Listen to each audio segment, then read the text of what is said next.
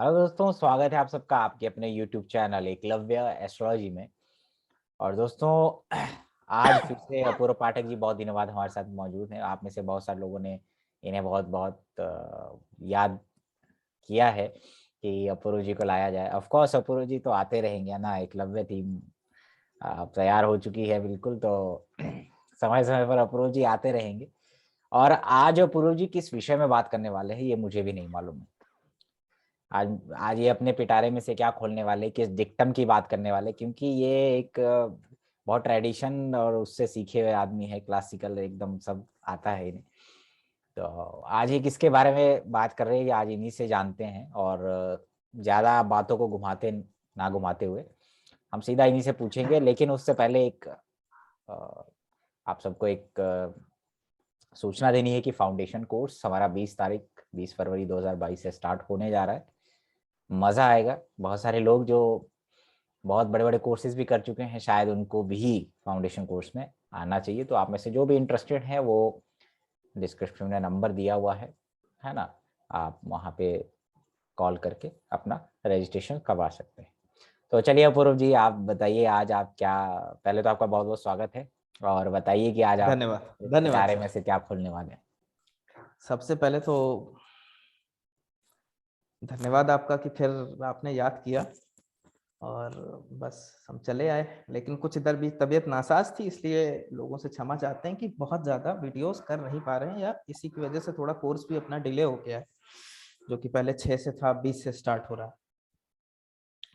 तो आज सोचे कि एक आते आते ही अचानक मुझे एक फेसबुक पे एक पोस्ट दिखाई पड़ा। तो मैं सोचा कि इसी पोस्ट के बारे में क्या लोगों की राय देखी, पढ़ी, लोगों के कमेंट्स देखे, तो मैं सोचा कि इस चीज को थोड़ा सा क्लियर करूं, तो उससे एक फंडामेंटल चीज लोगों को पता चलेगी कि एक ग्रह कहीं बैठा है, लेकिन उस वो ग्रह कहाँ बैठ करके कैसा असर दूसरी जगह पे दे रहा है। तो हम आज बात करने वाले हैं महाराज राहु की। और दसम भाव में अगर वो विराजमान होते हैं तो कहते हैं कि तीर्थ यात्रा में गंगा स्नान करवाते हैं। ये डिक्टम है, this is one of the dictum है डिक्टम। कि राहु दशम में हो तो व्यक्ति जो है गंगा गंगा स्नान स्नान, कर। बिल्कुल, और ये करता है। और इसमें कोई भी गलत चीज नहीं है, हम्म। जैसे कि कई लोगों का मानना है। अब हम देखते हैं कि इसके पीछे की वजह क्या है, महर्षि जैमिनी ने ऐसा कहा क्यों है, इसके पीछे वजह क्या है। हम्म। गंगा स्नान का जो कारक है वो है चंद्रमा। ठीक है। अब हम एक चीज देखेंगे कि एक चीज होती है ज्योतिष में जिसे कहते हैं वार चक्र। तो वार चक्र में आप रविवार से लेकर के शनिवार तक तो एज इट इज लिख दीजिए। उसके बाद आता है राहु, उसके बाद आता है केतु। अच्छा। ठीक है। आप वार चक्र में लाइन से लिख लीजिए, हम 9 के 9 ग्रह को वार चक्र में ले लिए। ठीक है। अब करना क्या है कि वार चक्र के ऑर्डर में आपको राहु से लेकर के लगन तक काउंट करना, आपको गिनती गिननी है। यहाँ पर राहु है दशम भाव में। दशम में राहु है। तो हम्म। इसके पीछे का उसके बाद और फंडामेंटल बताऊंगा कि ये कैसे कितनी बड़ी बात कह रहे हैं, एक छोटी सी टिकटम। हम्म। अब आप काउंट करिए कि अगर किसी के दशम भाव में राहु है तो 11वें भाव में केतु का असर। वीकडे ऑर्डर में हम चलेंगे लगन तक। अच्छा, ठीक है। राहु केतु और फिर दोबारा सूर्य। सूरज फिर, तो आप देखिए दशम में अगर राहु हुआ तो 11वें में आया केतु, 12वें में आया, द्वादश भाव में आया सूरज, और लगन पर आया चांद का असर। चंद्रमा। ये चांद का असर हमको तीर्थ में गंगा स्नान करवा रहा है। इस डिक्टम के पीछे ये लॉजिक है कि आप डे के हिसाब से सारे प्लैनेट को लिखिए, संडे मंडे, और फिर जब ये खत्म हो जाए सैटरडे, उसके बाद राहु और केतु, और फिर राहु से बिल्कुल, काउंट करना है और वो लगन तक वार। जाना है। और वैसे वैसे अब हाउस मैं आगे आगे जाएगा। आगे बढ़ाना है, अब मैं इसके पीछे की और वजह बताता हूँ। आप ये देखिए, एक एक नॉर्मल बोल चाल के में भी हम लोग कहते हैं कि यार उसके पास पैसा आ गया तो वो बदल गया, हम्म। स्टेटस आ गया तो बदल गया। तो इससे ये बात तो क्लियर होती है कि पैसे के अंदर आदमी को बदलने की क्षमता होती है। स्टेटस के अंदर आदमी को बदलने की क्षमता होती है। तो दशम भाव हमारा स्टेटस और हमारा अर्निंग है, अर्थ का त्रिकोण है वो, ठीक है। तो वहां पे बैठा हुआ ग्रह सीधा लगन पर असर करता है, लेकिन वो असर कैसे करता है? वार चक्र ऑर्डर। तो अगर शनि 10वें भाव में बैठा है तो सूरज का असर लगन पर आ जाएगा। अच्छा, राहु, शनि के बाद राहु, राहु के बाद केतु, केतु के बाद लगन पर सूरज का असर आ जाएगा। अगर शनि दशम में बैठा है तो लगन पे सूर्य का प्रभाव है, लगन पर सूरज का असर पड़ेगा। जब उसका काम चलेगा, जब उसके पास पैसे आएंगे तो लगन पर सूरज का असर आएगा।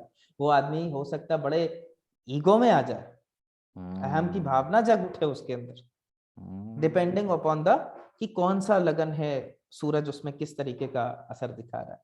तो आप देख रहे हैं कि पैसा कैसे आदमी को बदल दे रहा है। बिल्कुल। अच्छा, तो अगर किसी का मंगल 10th हाउस में है तो उसको मार्स 10th हाउस में है, हम गिनेंगे मंगल बुध वीर शुक्र लगन तक, तो लगन में शुक्र का प्रभाव है। बिल्कुल, लगन पर जब उसके पास पैसे आने चालू होंगे, जब उनका काम चलना चालू होगा तो लगन पर शुक्र का असर आ जाएगा। ये आदमी लग्जरी की तरफ बढ़ने लगेगा। अच्छा, इसीलिए राहु 10th हाउस में गंगा स्नान करवाता है, गंगा स्नान देता है क्योंकि लगन में चंद्रमा का इन्फ्लुएंस है, वाटर। लगन में चंद्रमा का इम्पैक्ट है। एक छोटी सी डिक्टम ही लिखी है, लेकिन हम जब उसको सारे ग्रहों के हिसाब से समझेंगे तो सब पता चल जाएगा कि आप ये ग्रह कर 10वें में है तो लगन पर क्या असर पड़ेगा। और सूर्य दशम में है तो सूरज से काउंट करना चालू करिए, बुध का प्रभाव लगन पे आ जाएगा जैसे ही उसका बुध स्टेटस का चेंज होगा। प्रभाव लगन पे होगा। ये दशा में दिखाता है रिजल्ट या नॉर्मली? नहीं नहीं, ये नॉर्मली जब किसी के पास अच्छा चीज, उसका काम चलने लगा, वो धीरे धीरे चीजें और अपनी नैसर्गिक जो उम्र है ग्रहों की, उसके हिसाब से ये इफेक्ट्स देना चालू करते हैं। हाँ, जैसे भी राहु दशम में है तो लगन में चंद्रमा का इफेक्ट आएगा, तो जैसे ही इसके पास कोई रिसोर्सेज बनेंगे तो ये यात्रा पे जाएगा, चंद्रमा को क्योंकि यात्रा पे गंगा जाएगा, स्नान का वो माना बिल्कुल। जाएगा। और चंद्रमा देखिए हमारी यात्राओं से जुड़ा हुआ ग्रह है। चंद्र को यात्राओं से जोड़ा जाता है। ये है बेसिक, ये है इसके पीछे का लॉजिक। वार डे में लिखना है और वैसे ही हाउस से काउंट करना है। तो कितनी ब्यूटीफुल, कितनी खूबसूरत सी बात महर्षि जैमिनी एक छोटे से सूत्र में करके और बात बोल गए। लेकिन जब उसके पीछे का अगर आप पूरा समझें कि ऐसा क्यों हो रहा है तो समझ में आता है कितनी बड़ी बात बोल गए। बृहस्पति अगर किसी का दशम में हुआ तो राहु का प्रभाव आएगा लगन पे। लगन पर राहु का प्रभाव आएगा। अच्छा, जब वो स्टेटस एक्वायर करेगा, वो करेगा तो राहु या तो बहुत ज्यादा डिजायर्स क्रिएट करेगा लगन में, या उसको भ्रमित करेगा, बिल्कुल इल्यूजन क्रिएट करेगा उसके में। बिल्कुल। वो ये भी डिपेंड करता है ना कि जो लगन पर कौन सा साइन है। अच्छा, है ना। अब जैसे कि दशम में शनि मान लीजिए किसी की मेष लगन की कुंडली है, तो जब लगन में सूरज आ रहा है तो उच्च का सूरज लगन पर असर कर रहा है, उसके मायने कुछ और होंगे। अच्छा, है ना। तो वही कि डिपेंडिंग अपॉन द लग्न वो हम देख सकते हैं कि किस तरीके का असर है, आ रहा है, पॉजिटिव आ रहा है, नेगेटिव आ रहा है, लेकिन एक ओवरऑल ये चीज देखने को जरूर मिलेगा। इसीलिए कहते हैं कि कलयुग में पैसा इंसान को बदलने की क्षमता रखता है। ठीक है, बहुत बढ़िया। तो इस चीज से मैं ये बताना चाहता हूँ लोगों को कि कई सारे लोगों की जो क्वेरीज थी कि सर फंडामेंटल कोर्स है जो हमारा एकदम बेसिक कोर्स है, इसमें क्या आप ऐसा बताने वाले हैं? ये सारी बेसिक एस्ट्रोलॉजी है। अगर आप इन सारी बेसिक्स को आप मिस करते हैं तो आप एडवांस चाहे जितना भी सीख लें, आपको बेसिक्स का वो नहीं पता चल। अब मैं जैसे किसी से पूछ लूं कि मेष है राशि, तो मेष अग्नि तत्व ही क्यों? भाई अगर उनका मानना है कि मंगल अग्नि तत्व ग्रह है, उसका स्वामी है, इसलिए अग्नि तत्व है, तो दूसरा मंगल का राशि वृश्चिक है, वो जल तत्व राशि, वाटर साइन है, ऐसा क्यों? फिर ऐसा क्यों? ये सारे बेसिक्स हैं और ये शुरुआत में क्लियर नहीं हुए तो कभी क्लियर नहीं होते। हाँ, फिर उसके बाद जो हाउस और प्लैनेट जो ब्लेंड करेंगे साइन, वो प्रेडिक्शन कैसे नहीं होगा, तो डिफरेंस पता नहीं चलेगा। बहुत स्ट्रांग होने चाहिए आपके basics.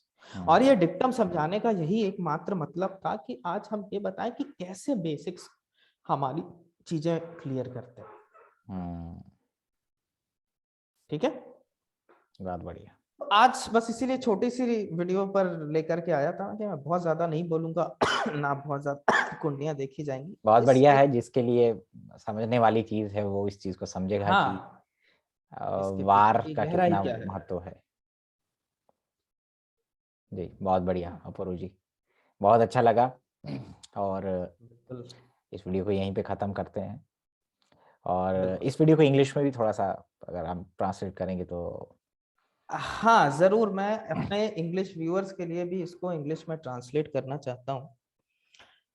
So this video today is about Rahu in the 10th house, and we are very well aware of the dictum, and it is often I have seen that this dictum is hovering around in social media, that Rahu in the 10th house and you go and take bath in the Ganges.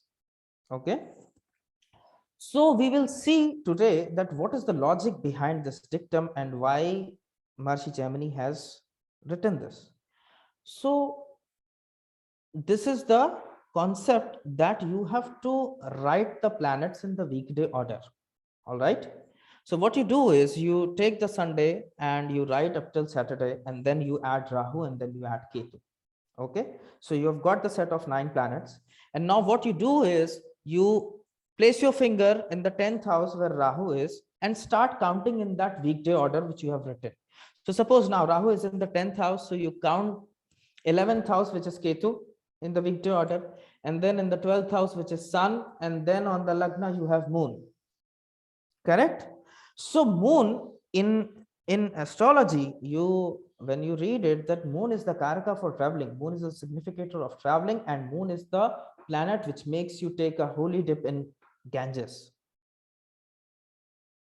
All right. So now with this dictum, let me make it clear once more that you have to write the planets from Sunday, Monday, Tuesday, Wednesday, Thursday, Friday, Saturday, and then Rahu and then Ketu.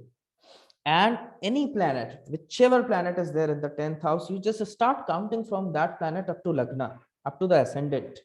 Okay. And then when you stop at the ascendant, you look at what is the planet which is coming onto the ascendant. You will realize that when you start to gain status and when you start to have money, that planet will have a significant impact on your personality.